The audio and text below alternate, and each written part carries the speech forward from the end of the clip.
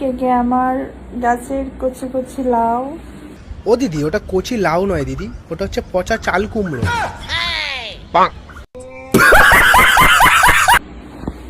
কিনতে চাও? হ্যাঁ, লাউ হলে কিনতাম দিদি, ওটা হচ্ছে পচা চাল কুমড়ো, বাড়িতে কেউ খায় না, বেকার, পচে যাবে, গরমকাল তো পচে যাবে।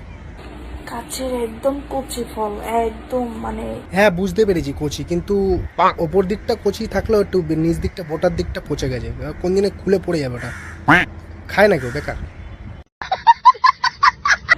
এক একটা কয় কেজি হবে জানো? ওই এক একটা 7.5 কেজি 8 কেজি ওজন হবে এক একটা। খাও মা কসম।